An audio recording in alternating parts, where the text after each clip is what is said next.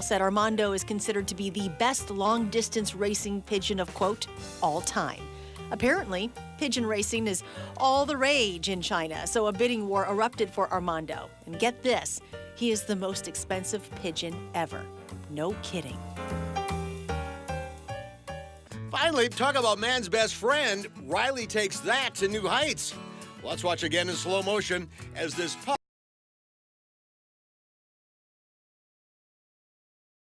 finally gets home.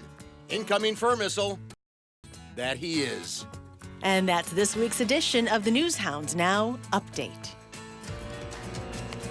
Wow. That's our timer now. Have a great weekend, everybody. News Street 5 starts right now.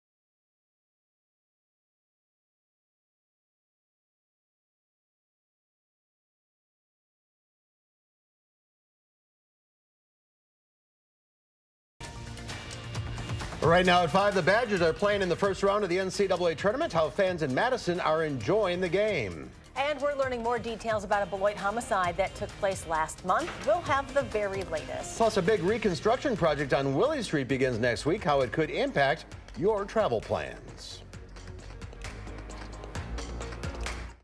From the Channel3000.com Alert Center, this is News 3 Now at 5.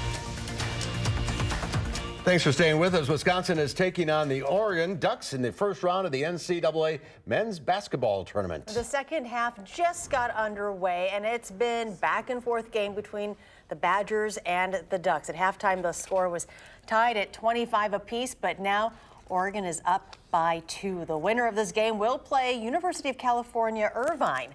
They beat the number 3 seeded team, Kansas State. I think a lot of brackets were busted this afternoon. Plenty of them. The Badgers are playing their first game of the tournament against Oregon right now, as we mentioned. It is a big return to the tournament after not making it last year. Keely Arthur is live downtown at Lucky's Bar and Grill with a closer look at all the excitement. Hi, Keely.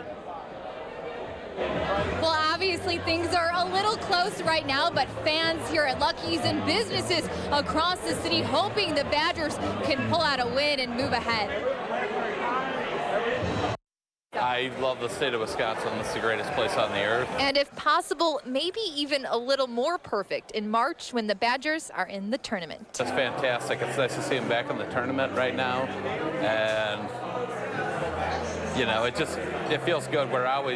Nobody thinks about Wisconsin as a great sports team, but we're always here all the time. After an absence last year, fans and businesses alike are happy to see the Badgers are back. It really means a lot to me. Having the Badgers in it, it gives it a different feel. There is an energy, there's a focus. Zach Mellon, a manager at Lucky's 1313 Brew Pub, says they've prepped by adding extra hours, extra staff, and double the food and beer they would need on a normal weekend. Making sure that we have enough hands and bodies and product to, handle the increased business. And hopefully with some luck and lots of Bucky spirit today, there will be plenty more business and Badger wins ahead. What are your hopes for their performance? Oh, to win the national championship. That's my hope every single year. Well, obviously things are a little tense right now, but we will be bringing you a live report at 5:30. Hopefully some very happy Badger fans at that point. Back to you. Keely, thank you. A February homicide in the city of Beloit could have been possibly linked to a drug deal gone wrong. James Tompton was shot and killed in early February near the 800 block of Vine Street in Beloit. According to an affidavit for a search warrant, the possible suspect had a history of using crack cocaine and robbing drug dealers. Police say this information was not supposed to be released. We will have more on this story tonight on News 3 Now at 10. A former UW health doctor is facing sexual assault charges. Court records show Michael Tom was charged yesterday in Madison with second-degree sexual assault by a healthcare employee and fourth-degree sexual assault. According to investigators, Tom groped and kissed a female patient in 2016. Tom surrendered his medical license in 2017 amid the allegations. He's scheduled to be back in court in April. And this just into the Channel 3000 Alert Center. Special Counsel Robert Mueller has concluded his investigation into Russian election interference and possible coordination with associates of President Donald Trump. The Justice Department says Mueller delivered his final report to Attorney General William Barr, who is reviewing it now. Mueller's report, still confidential, sets the stage for big public fights to come. The next steps are up to Trump's Attorney General, to Congress, and in all likelihood, federal courts. It's not clear how much of the report will become public or provided to Congress. Barr said he may send Congress a summary of Mueller's findings by this weekend.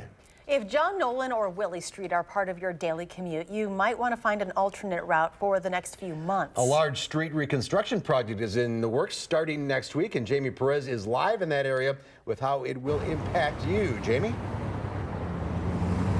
This intersection is already one of the most heavily traveled intersections in all of downtown Madison. As you can see, we're actually kind of in peak rush hour right now. But in a couple of weeks, when that construction project starts, things are going to get a lot worse, particularly along Willie Street here. Both of those lanes will be scaled down to one lane, making traffic issues peak during this time. Starting Monday, April 1st, Willie Street, South Blair Street, East Wilson Street, South Franklin Street, South Blount Street, and Capitol City Bike Path will be either closed or under construction until about mid-August. The city says they're redoing some of the paths and roads that are long overdue for some work. They actually say the last time this area was majorly worked on was in the 80s. Now, while all this is going on, bikers, pedestrians, and drivers need to make whatever accommodations necessary to make traffic here as smooth as possible. Right now, it has some of the worst pavement in the city. And over the past couple of years, we've done a safety improvement study for the whole intersection. So a lot of the improvements we're making here are kind of guided by that study that was recently completed. On top of the reconstruction, MG&E Gas is also doing work in this area starting next week. On top of that, the railroad crossing at the Wilson-Blair-John Nolan intersection will be replaced. All of this going on at the same time, meaning major impacts to traffic around this area. They're hoping to be done with this project by mid-August, so until then, it's going to be a bit of a mess, more so than it already is now. So hopefully, if you can try to avoid this area. Otherwise, be safe, as traffic will be heavily impacted. Jamie, thank you.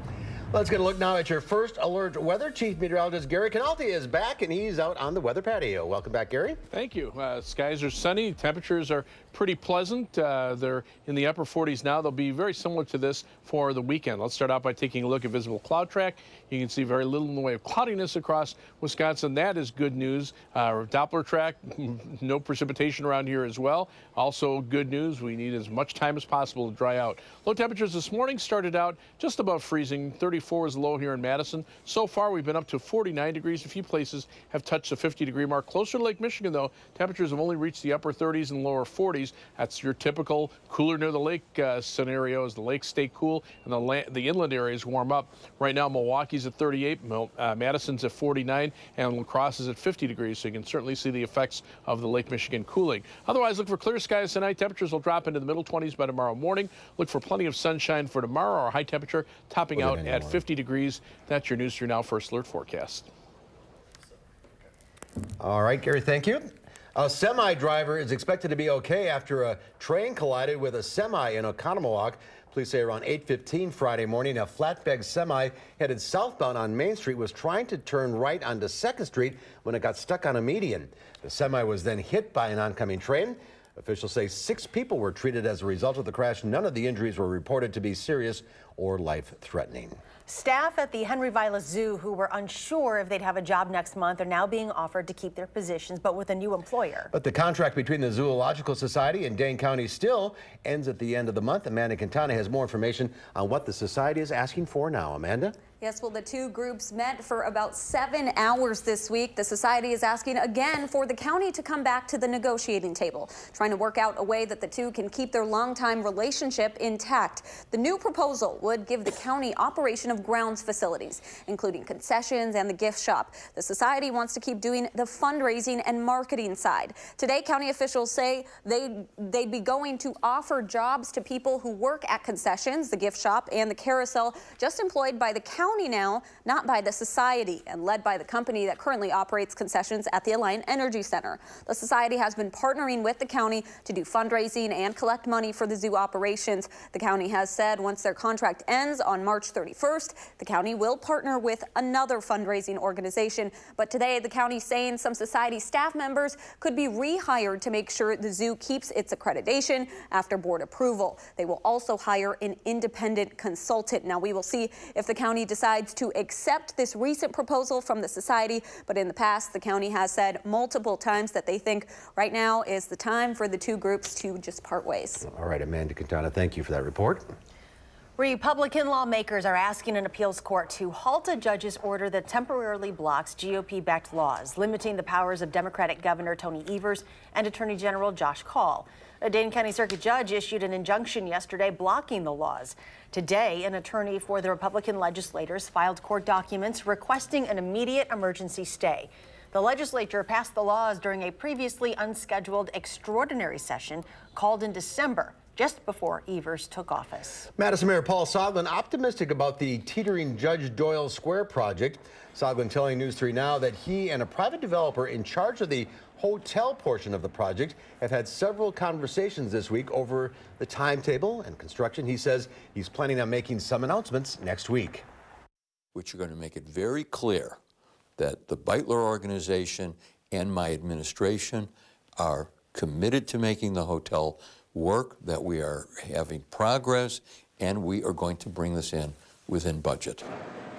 The downtown project has had many ups and downs since the groundbreaking. Last month, the company's attorney sent the city a notice of default, claiming the city failed to reasonably cooperate with them. Cyrus Rose Conway, Soglin's challenger in the mayor's race, says if elected, she would likely cut ties with Beitler. I think this is the biggest example of mismanagement that we've seen in this city in a really long time. We are dealing with a developer that's clearly not trustworthy, clearly can't get it done, right? Keeps coming back and in default, wanting more money, threatens to sue us, sues us, now threatens again. It's just ridiculous. How is this still happening? Initially, Beitler was in charge of developing both blocks of the project, which include a hotel, retail, living space, and a parking garage. Beitler is now only in charge of the hotel portion. And there's more to come on News 3 Now at 5. Up next, investigators and lawsuits continue for Boeing after a deadly crash in Africa. We'll have the latest. And the Dow is down 460 points. The NASDAQ down 196 points. The S&P down 54 points.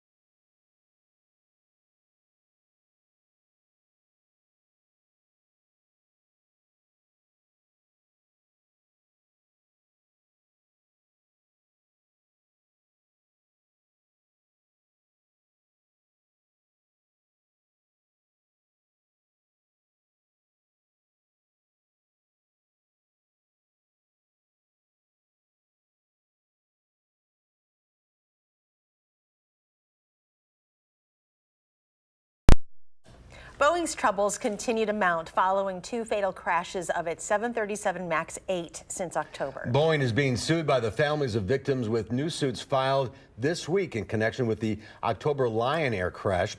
Boeing is taking steps to address potential problems. It's updating the software that controls the 737 MAX computers. It'll also make a sensor malfunction indicator part of the plane's standard equipment that had previously been an $80,000 add-on. Most likely it was a connection between technology that may be new and training that might not have been ready yet either. In a statement, Boeing said, quote, all of its airplanes are certified and delivered to the highest levels of safety consistent with industry standards. And here's Chief Meteorologist Gary Canalti with a look at your first alert forecast. Hi, Gary. Hi, Charlotte. Very sunny out there today. A pleasant day overall. You can see a visible cloud track. Very little in the way of cloudiness. There's some clouds mainly over Lake Michigan and on the other side of Lake Michigan. Doppler track also free of precipitation. Any more dry weather, just good news for a lot of areas that are still experiencing flooding. You can see much of the upper Midwest right now precipitation free. As far as snow on the ground, you really have to go to northern Wisconsin up into Minnesota. Still, as that snow melts, that's going to add to the river levels as that water gradually works its way south into the Wisconsin River and the Mississippi River over the upcoming days. But right now, high pressure is located just north of Lake Superior. Winds are pretty light. What winds there are out of the north, and they're pretty gentle. Temperatures right now generally in the upper 40s to around 50, except near the Great Lakes. This is the cooler near the lake season. You can see the effects the Great Lakes have, keeping temperatures mainly in the 30s, even along the Lake Michigan shoreline. But once you move inland, temperatures jump up by a good 5 to 10 degrees. Live view from the Platteville Queen Bee Radio Skycam. Not a cloud to be seen there. The WISC Skycam also showing clear skies. Well, a couple of clouds on the eastern horizon there, and the Edgewater Skycam downtown Madison showing the Capitol, showing sunny skies. As we check out the almanac for today, high temperature so far 49 degrees, low temperature stayed above freezing at 34. Be a little colder tonight. Right now 49 degrees with sunny skies, winds out of the north at 8 miles per hour. Our dew point temperature low at 22 degrees. The air is pretty dry. The main storm track is starting to shift north, so you can see we're more into a spring pattern as these storm systems head more up toward the Gulf of Alaska. That jet stream also starting to lift to the north. That will start to allow temperatures to warm up gradually across the United States. The next storm system bringing snow in the mountains and rain into parts of Nebraska and South Dakota where they don't need any more rain. This weather system will mainly stay to the south of us, but it'll be close enough on Sunday to give us at least a few showers from late Saturday night into Sunday morning. Right now, there's that area of high pressure. It's actually pushed a cold front to the south, and then a stationary front lines up farther out to the west. South of that front, temperatures mainly in the 60s. On our side of the front, 40s and 50s, except near the Great Lakes, where temperatures are quite a bit colder. Compared to 24 hours ago, though, you can see the warming trend, especially down to our south. High pressure located just to our south will gradually move off to the east, and as it does so, we'll look for things to actually stay pretty nice for tomorrow, and then eventually look for some rain chances on Sunday. 25 for the overnight low temperature with mostly clear skies, a little colder than last night. Look for a high temperature tomorrow, 50 degrees with mostly sunny skies. Future track, clear skies tonight, temperatures dropping off into the mid-20s, light winds for tonight. Tomorrow, look for high temperatures back up to around 50. The clouds start moving in tomorrow night. Could see some showers by early on Sunday morning with lows mid-30s. And then on Sunday, highs will be back to around 50, but we will see a chance for some showers. Rainfall amounts generally about 1/10 of an inch or less to the north of Madison, maybe 1/4 of an inch over southwestern Wisconsin. 7-day forecast, you can see rain chances on Sunday, and then another period of dry weather, some showers and thunderstorms for Thursday and Friday, a little cooler for the weekend after that. As we take a look at first alert traffic, right now you can see on the Beltline, traffic moving pretty steadily in both directions around Park Street. We did see some slowdowns earlier, but right now things have improved there. Right now the eastbound delays from around West Broadway to Park Street, westbound delays from around Fish Hatchery Road back to around John Nolan Drive. Right now, an 18-minute commute eastbound on the Beltline from University Avenue to the interstate, 17 minutes back in the westbound direction. Heading out of Madison, 26 minutes down to Janesville, 16 minutes to Sauk City on US 12, and 16 minutes to Sun Prairie on US 151. That's your News 3 Now First Alert traffic. Gary, thank you. Ahead at 5, more businesses are adding robots to their workforce, including this one that's patrolling the aisles of a Pennsylvania grocery store. We'll tell you how these robots are being put to work when News 3 Now at 5 continues.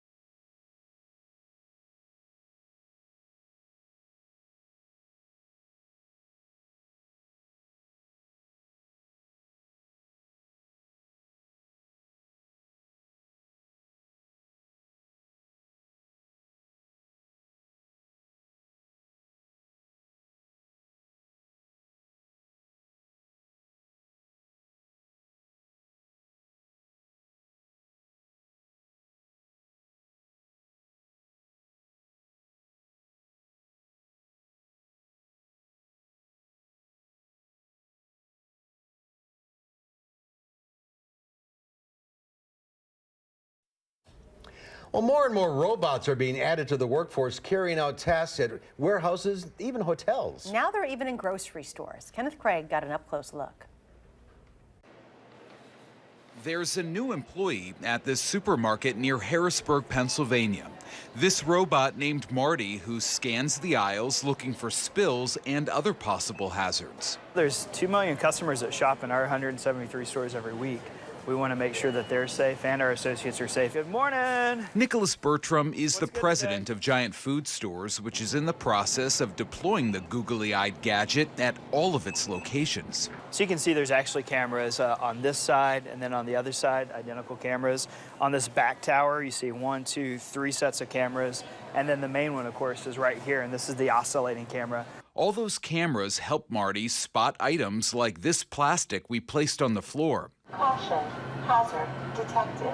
It even spotted a cookie crumb in the bakery. Giant isn't alone. Walmart has robots in at least 50 locations to make sure shelves are stocked. Dozens of hotels are using them to deliver items to rooms, and Nightscope robots work as security guards. As for Marty, Giant says its goal is not to replace human workers, but to free them up to do other things. Shoppers we talk to like the new technology. This is the way everything's going now, is with all technical things. I think the most important thing is how helpful it can be. Marty eventually will be able to do more complicated tasks, but for now, it's attracting a lot of stares and the occasional hug. Kenneth Craig, CBS News, Enola, Pennsylvania. Analysts expect more than 23,000 customer service robots will be deployed around the world by 2022. And we'll have another check of the weather when we come back.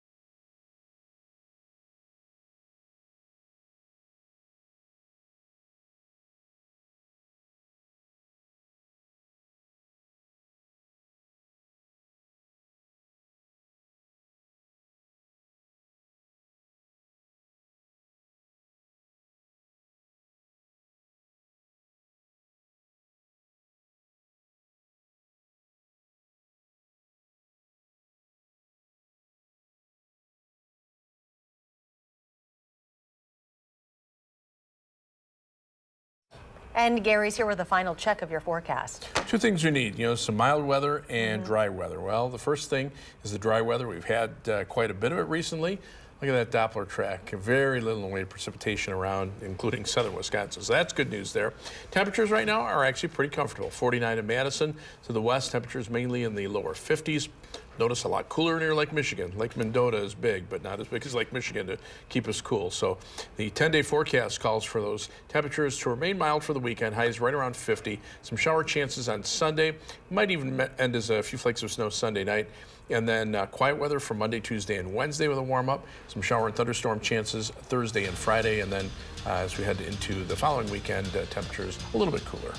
Not Phoenix, but not too bad. You were in Phoenix. 80 to 85 every day. Wow. All right, that's our time for now.